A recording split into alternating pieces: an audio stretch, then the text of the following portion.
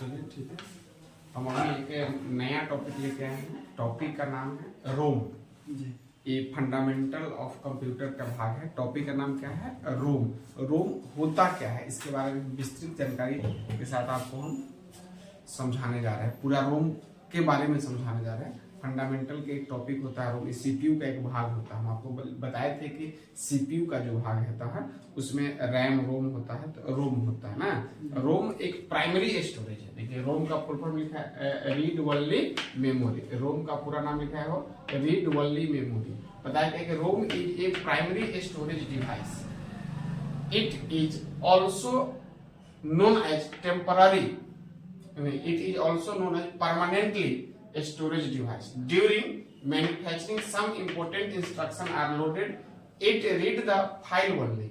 The capacity of ROM can't be changed, so it is called non-volatile storage device. ROM एक प्राथमिक storage device है। ROM एक प्राथमिक storage device है। मतलब प्राथमिक मतलब जहां डाटा सबसे पहले संग्रह होता है।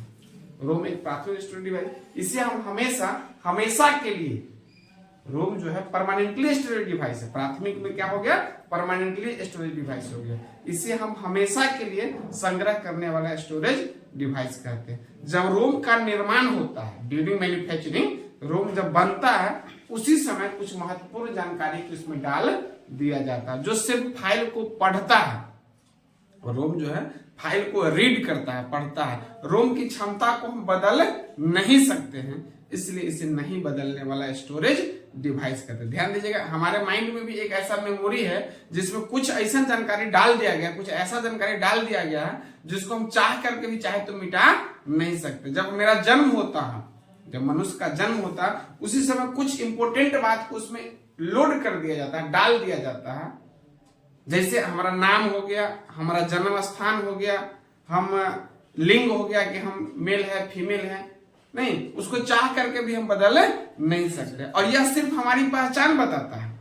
यह क्या करता है? सिर्फ हमारी। उसी प्रकार से कंप्यूटर का जो निर्माण होता है उसी समय कुछ महत्वपूर्ण जानकारी को इसमें डाल दिया जाता है जो सिर्फ फाइल को पढ़ता है। और रोम की क्षमता को हम बदल नहीं सकते, इसलिए इसे नहीं बदलने वाला या नहीं मिटाने वाला स्टोरेज डिवाइस कहते हैं। रोम का 3 प्रकार होता है। एग्जाम्पल में बता दिए हम, रोम का 3 प्रकार होता है। एक हो गया P ROM, EP ROM, EEP रोम।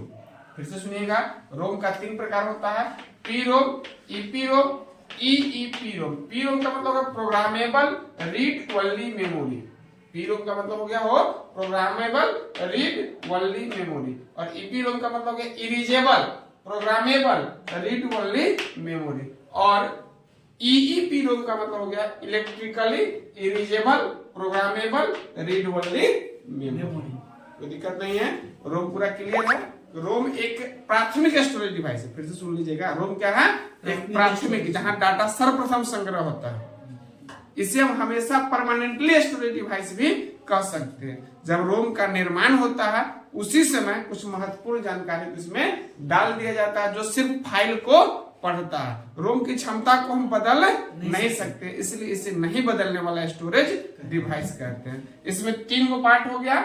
रोम का 3 गो भाग हो गया, P ROM, EP ROM, EEP ROM. P ROM का मतलब हो गया programmable read only memory. EP ROM का मतलब हो गया erasable programmable read only memory. और ईईपी रोम का मतलब हो गया electrically erasable programmable read only memory. तो हम आशा करते हैं कि आप रोम पूरा समझ गए होंगे।